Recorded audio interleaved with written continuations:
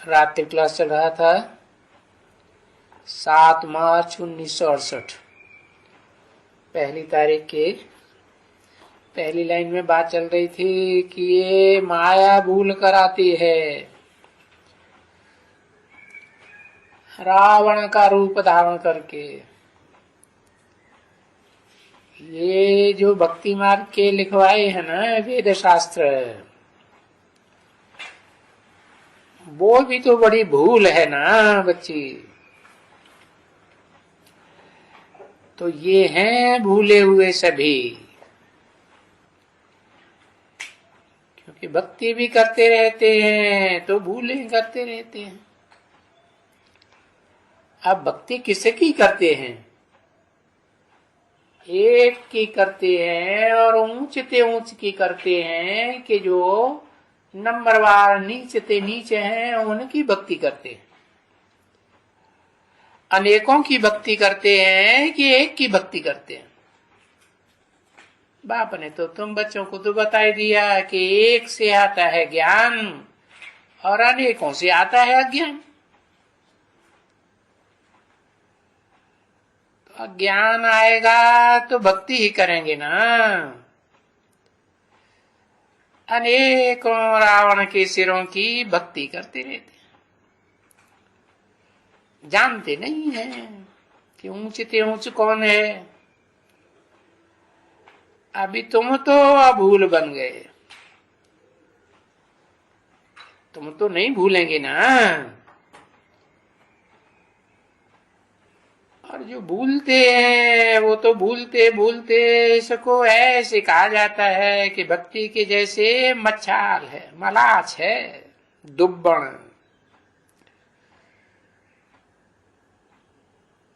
वो दुब्बण सबने देखी होगी,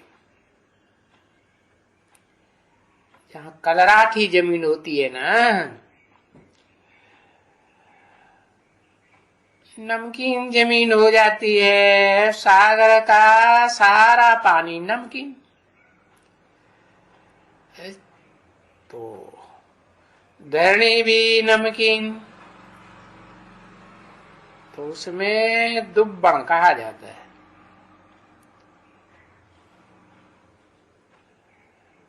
अब देखो वो हरण का मिसाल देते हैं। वो पानी समझ करके दौड़ते जाते हैं और फंस मरते हैं।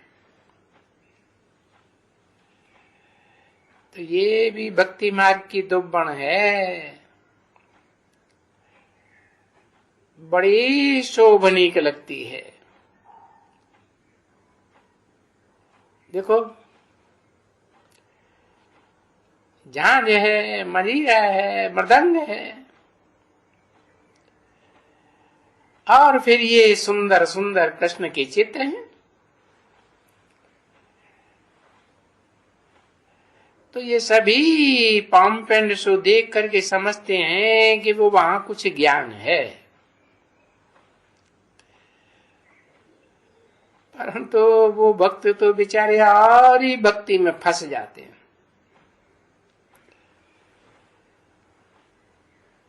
आज तुम बच्चों को तो बहुत खुशी होती है कि हम तो अपने लिए अपनी राजधानी स्थापन करते हैं। अभी कृष्ण आत्मा तो जरूर है,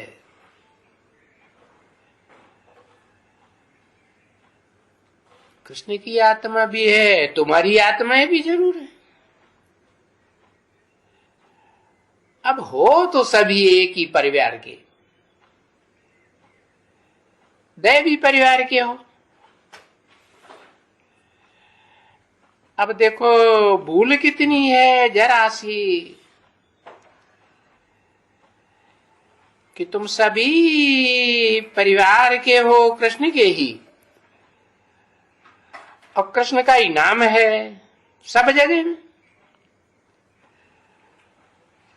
काला भी दिखाते हैं और सांवरा भी कृष्ण को कहते हैं। अब समझती नहीं है।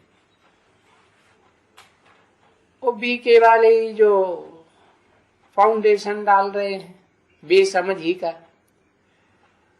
उनकी बुद्धि में भी क्या है? यही वो समझते हैं दादा लेखराज की आत्मा इस समय इस जन्म में काली है, अगले जन्म में जाकर के गोरी बनेगी।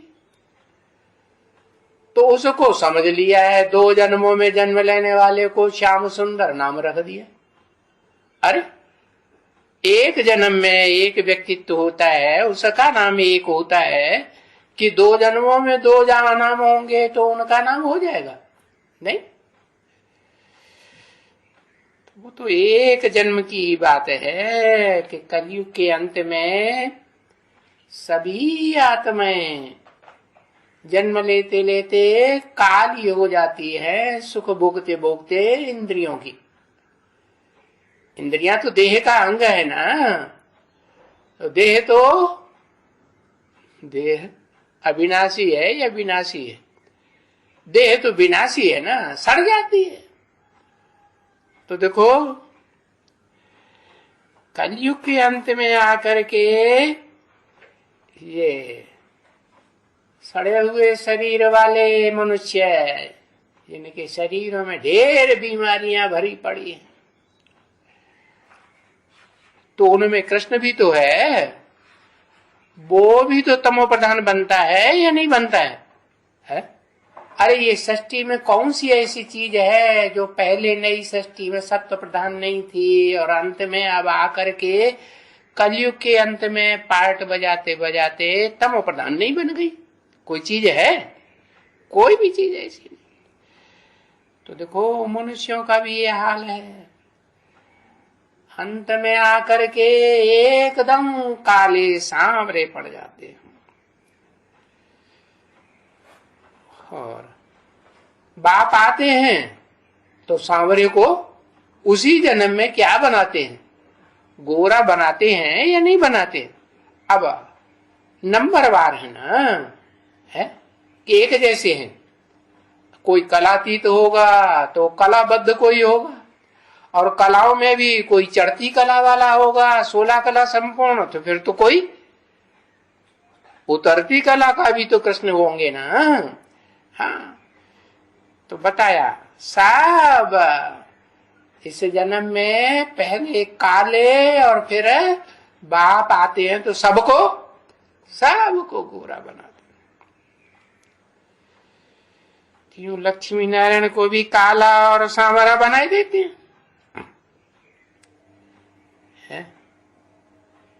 तो ऐसे मत समझो कि कोई लक्ष्मी नारायण, अरे वो तो सात्विक शरीर का नाम है ना, लक्ष्मी और नारायण है कि तामसी शरीर का नाम है? तामसी शरीर में तो नर होते हैं, नारी होते हैं, है, और नर तो इस दुनिया में ऐसे हैं जिन्होंने ये दुनिया को क्या बनाई दिया है? नरक बनाई दिया ना, दुखदाई बनाई दिया। अब कहाँ लक्ष्मी नारायण और कहाँ इस दुनिया की ये नरक बनाने वाले नर है? तो ऐसे नहीं समझो है कि बाप आकर नर को नारायण ऐसी एक जन्म में नहीं बनाते हैं। हाँ, ये है कि कोई कोई मंदिरों में यादगार दिखाते हैं, कोई गोरे बनाते हैं और कोई कोई में ऐसे काले सांवरे बनाई दिए। जैसे यहाँ है, कहाँ माउंट आबू में बनाई दिए, कोई कोई मंदिर में गोरे बनाते हैं और कोई कोई में ऐसे बनाए देते हैं काले। देखो दिलवाड़ा मंदिर को ही देख लो, नीचे जो दिलवाड़ा मंदिर बना है उसका नाम ही दे दिया श्वेतांबर मंदिर है। तो कैसी मूर्तियां रखी हुई है? गोरी मूर्तियां हैं या काली मूर्तियां हैं? गोरी मूर्तियां रखी हैं। और फिर वहीं उसी दिलवाड़ा में ऊपर की ओर काली मूर्तियों का मंदिर भी है, वहां सारी मूर्तियां काली ही काली रखी हुई। अब ये भी नहीं समझते हैं कि वो नीचे क्यों बनाते हैं श्वेतांबर मंदिर, और वो काले भुजंग चेहरे वाले ऊपर क्यों बनाते हैं। कारण का पता चला है? बल शरीर तो सड़ते जाएंगे, लेकिन आत्मा तुम्हारी पावरफुल है, मजबूत सात्विक बनती जाएगी। तो उस आत्मा की यादगार दिखाई है, नहीं तो आत्मा तो सूक्ष्म कैसे दिखाएंगे। तो मूर्तियां काली दिखाई दी हैं, मूर्तियां गोरी दिखाई दी। तो देखो, कोई मंदिरों में लक्ष्मी सांवरी तो शायद गोरा भी बनाते हैं, या वो दोनों को भी बनाते हैं। देखो, देवी पूजा करते हैं नवदुर्गों में, तो पहले दिन गौरी लक्ष्मी बनाते हैं कि काली बनाते हैं? गौरी बनाते हैं, और अंतिम दिन काली महाकाली की पूजा होती है। तो क्यों? क्योंकि पहले इस दुनिया में वो आत्मा गोरी थी, और फिर बाद में काली हो गई। तो जो चित्र बहुत देखते होंगे उनको मालूम होगा बहुत है। भक्ति मार्ग में भक्ति करते हैं ना, भटकते रहते हैं, तो मंदिरों में देखते तो रहते हैं ना। तो जिन्होंने बहुत देखे होंगे, बहुत भक्ति की होगी, बहुत भटके होंगे, तो वो जानते हैं कि गोरे भी में मूर्तियां मंदिर में बनाते हैं, सांवरे भी बनाते, यादगार है। तो सांवरे देखो सबको बनाते हैं। ऐसी तो कोई आत्मा इस सृष्टि रूपी रंगमंच पर पार्ट बजाने वाली नहीं है जिसको सांवरा न बनना पड़ता हो। बनना पड़ता है या नहीं? हाँ, शिव बाबा को भी सांवरा बनाते हैं। जब नाम ही रख दिया शिव बाबा, शिव तो निराकार का नाम है, उनकी बिंदी आत्मा का ही नाम शिव है। शिव माना ही कल्याणकारी। और बाबा जिस में प्रवेश करते हैं शिव निराकार साकार में, वो तो अंतिम जन्म में, कलयुग के अंत में क्या होता है? काला होता है ना। हाँ?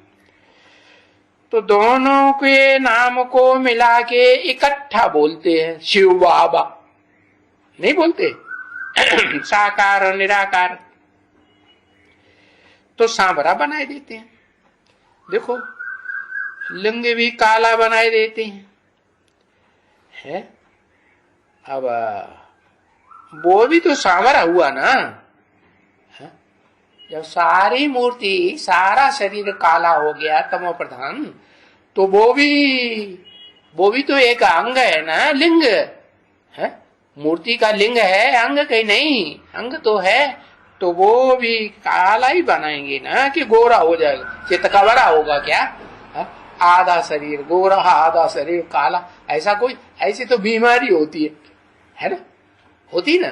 उनको तो बहुत नीचा बीमारी समझते हैं, कोढ़ की बीमारी, कोढ़ी है।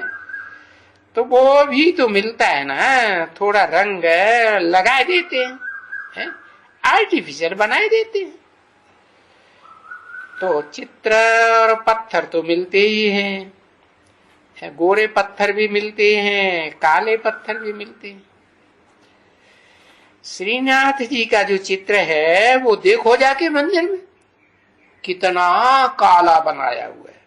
नाम रख दिया है श्रेष्ठ थे श्रेष्ठ नाथ, और फिर चित्र काला बनाए हुए है। तो देखो, ये जो काली है ये कितनी काली है। कहते हैं कलकत्ते वाली काली, काली कलकत्ते वाली, बहुत काली। तो वो जरूर ये पत्थर काला होता होगा है। पत्थर बुद्धि बनती है आत्मा की नहीं। आत्मा पारस बुद्धि भी बनती है, तो पारस की पत्थर की यादगार समझते हैं कि कोई पारस पत्थर था। हाँ, वो टच कर देने से क्या होता है? कि लोहा काला काला भी क्या बन जाता है, एकदम सुनहरा है, सुहाना सोना बन जाता है। अरे अब ऐसा कहीं होता है क्या? ये तो बाप आते हैं जो सदा गोरा है। बाप कभी काला बनता है इस सृष्टि रूपी रंगमंच पर, वो ऑलराउंड पार्ट बजाता है जो गोरे से काला बने, वो तो नहीं बजाता। तो देखो ऐसे जो रंग नहीं चढ़ा सकते होंगे है जो इतना चलता रहे, क्योंकि पानी भी तो पड़ता है तो रंग उड़ जाता है, धुल जाता है कि नहीं है? तेल भी चढ़ाते हैं है मूर्तियों के ऊपर, उनके ऊपर तो तेल चढ़ाते हैं तो वो साफ रहती हैं, अच्छी दिखाई पड़ती हैं, चिकनी दिखाई पड़ती है। तो देखो जरूर पत्थर है ऐसा काला, पत्थर काला होता है बच्चे, और संगमरमर भी कोई काला होता है और कोई संगमरमर सफेद होता है। तो उनका बनाया हुआ है ये चित्रकारी, ये मूर्तिकारी। संगमरमर तो काला ही होता है, फिर पत्थर भी काले होते हैं। तो देखो कोई गोरे कोई काले। तो बाप बताते हैं कि बहुत जन्म के अंत के भी अंत में मैं उनमें प्रवेश करता हूं है। किनमें? जो पहले जन्म में आत्माएं एकदम सफेद थी, दुनिया का कोई रंग नहीं था, और अंत में आके संग के रंग में आते आते बहुत रंग मिलते हैं तो क्या हो जाता है, कैसा रंग बन जाता है? काला रंग बन जाता है। तो जब एकदम काले बन जाते हैं तो मैं उनमें प्रवेश करता हूं, और प्रवेश करके उनको आप समान बनाने के लिए सन्यासी बनाता हूं। सन्यासी माने संग माने संपूर्ण, न्यासी माने त्यागी। अरे भाई जो कुछ भी है ये तुम्हारा सड़ा गला शरीर, इसको मन बुद्धि रूपी आत्मा से त्याग दो, अब इसको याद न करो है। देह के संबंधी है, देह के पदार्थ है, इन सब को भूल जाओ। तो त्याग कराता हूं ना, हद का त्याग कराता हूं या बेहद का? ये तो हद का त्याग नहीं है। हद का त्याग तो वो सन्यासी कराते हैं, घर घाट छोड़ करके, बीवी बाल बच्चों को छोड़ करके चले जाते। मैं कोई बीवी बाल बच्चे छोड़ना थोड़ा ही सिखाता हूं, मैं तो कहता हूं उनका भी उद्धार करना है या नहीं करना है, उनको काला ही बना रहने देना है। अरे उनकी आत्मा का भी उद्धार होता है, क्योंकि तुम राजयोगी बच्चे हो ना, तुम्हारी बुद्धि में तो ये सारा राज भरा हुआ है। बेहद के तुम सन्यासी बनते हो, तुम कोई उन हद के सन्यासियों की तरह हद का घर बार छोड़ने वाले नहीं हो। तो अभी तुमको तो ज्ञान हो गया है, और दूसरे जो बेचारे जिनको ज्ञान नहीं मिला है बाप का, ऊंचते ऊंच बाप का, तो वो तो बेचारे बहुत मुझते रहते हैं।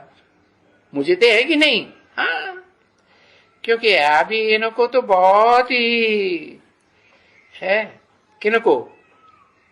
इनको माने किनको? ब्रह्मा बाबा को बहुत ही लोग जानने लगे हैं, जहां तहां जानते हैं। तो वो तो समझते हैं कि ये क्या किया है। बेचारा मूंझेंगे तो जरूर बच्चे, बाप खुद समझते हैं कि जरूर मूंझेंगे, इसलिए ये मूझते ही रहते हैं। ब्रह्मा के नाम को मूझने के कारण वो जो चित्र बनाया था ना एक लक्ष्मी नारायण का, उसके ऊपर में सिर्फ शिव ये दे दिया है, किसका? लक्ष्मी नारायण के चित्र के ऊपर है शिव का चित्र लगाई दिया। अच्छा, त्रिमूर्ति नहीं दिया। अरे बाप तो कहते हैं मैं अकेला नहीं आता हूं, अकेला चना कभी बाढ़ नहीं फोड़ सकता है?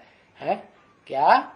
देखो आज की दुनिया में कलयुग के अंत में गाते हैं ना, संघौ शक्ति कलौ युगे, संगठन की शक्ति ही कलयुग में काम करती है।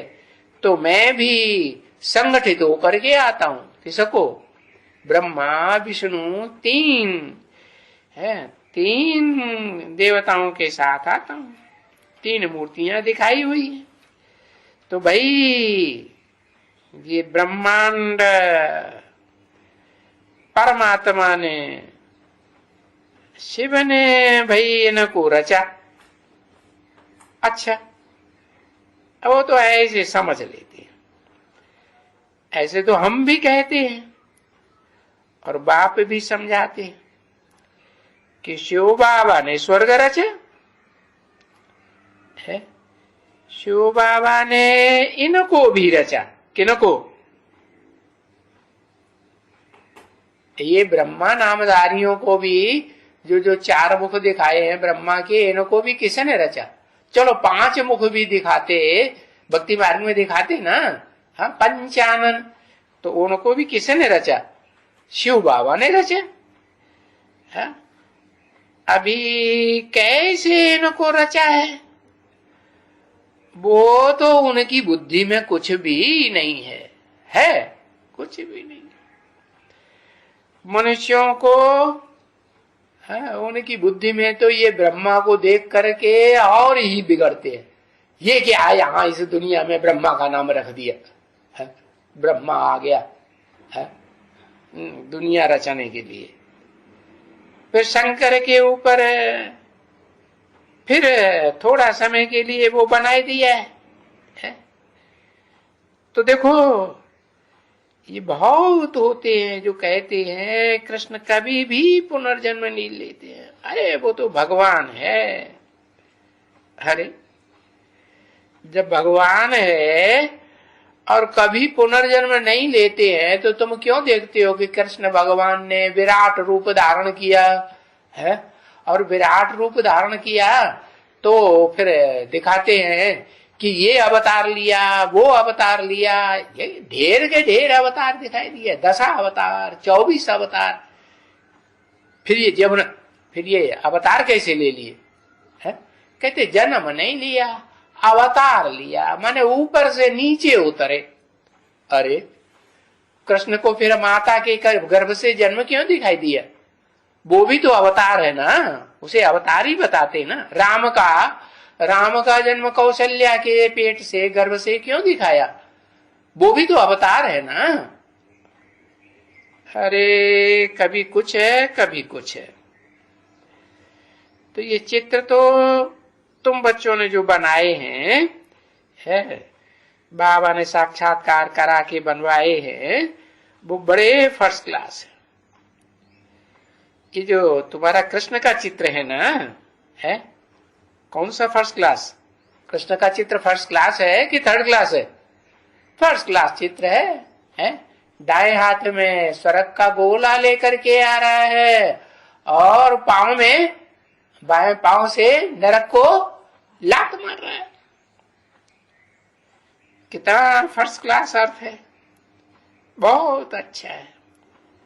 और ये कितना खींचता है?